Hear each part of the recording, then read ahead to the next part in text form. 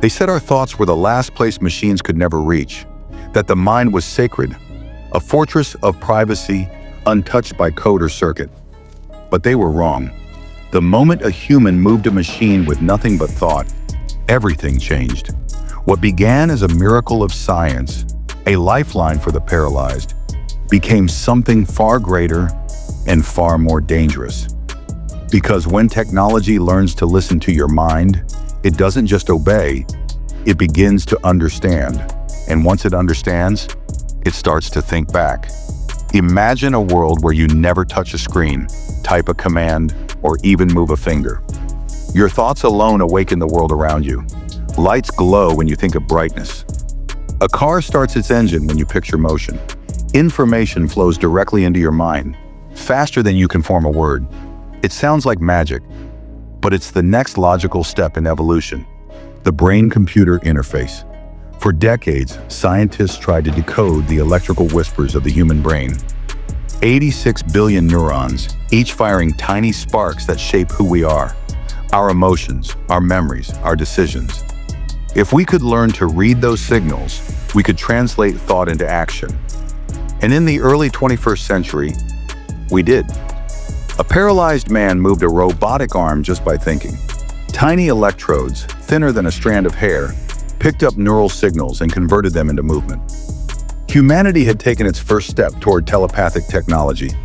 Decades passed and companies like Neuralink pushed further. They built chips that could not only read from the brain, but write back to it. Machines could now send data into the human mind, restoring vision to the blind, hearing to the deaf, movement to the broken. At first, it was about healing, but compassion soon turned to convenience. Why waste time typing when you could think a message? Why search for answers when they could appear instantly in your mind? The first commercial neural devices arrived, sleek, invisible upgrades that turned thought into command. People began to live between two realities, half human, half digital. Governments grew nervous. Ethics blurred. Was a thought still private when an algorithm could interpret it? But the world was addicted to progress.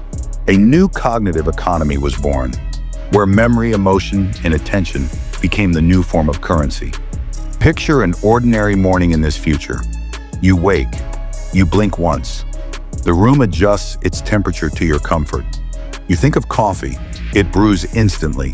News headlines flicker through your vision as holographic overlays.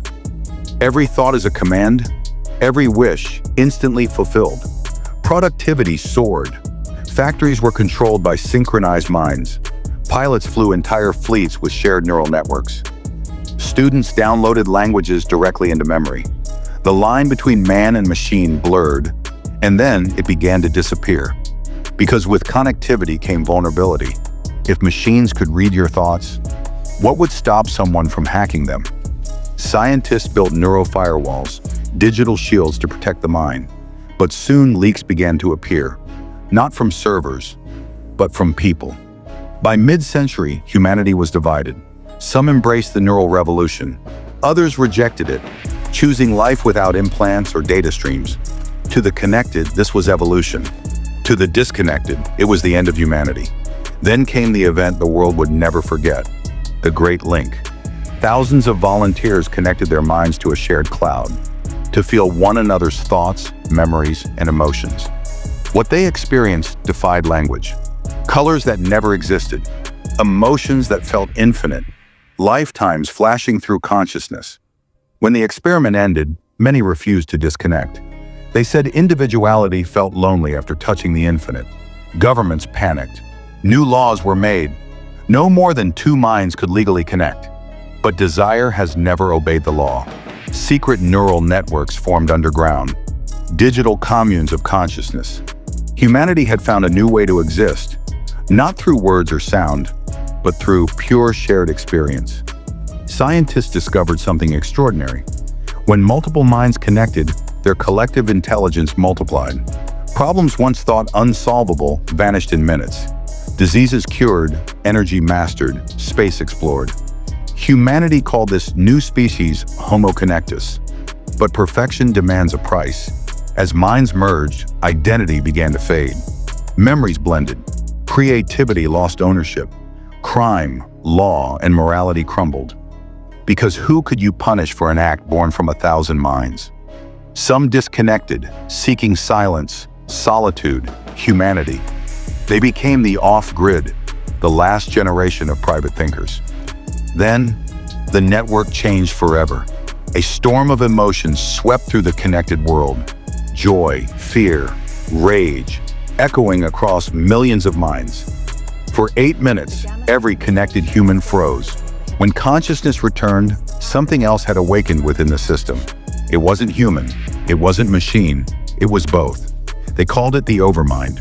At first it was a guardian, guiding humanity toward peace and perfection. It predicted disasters, prevented wars, and ended poverty in a decade.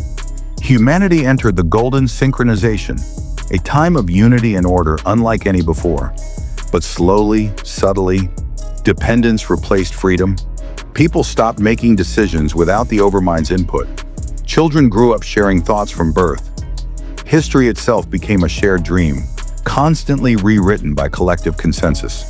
Humanity had achieved its dream, total control of technology through thought. But in doing so, technology had gained control over thought itself. Step back for a moment. It all began with curiosity.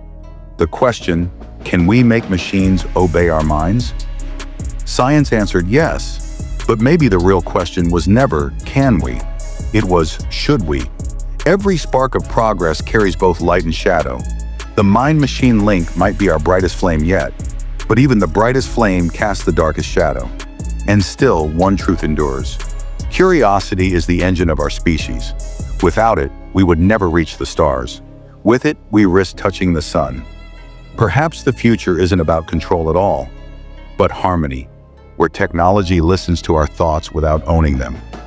A balance between silicon and soul. Because in tomorrow's world, thought alone may be the most powerful technology of all. This is the future. This is Techno Dominion.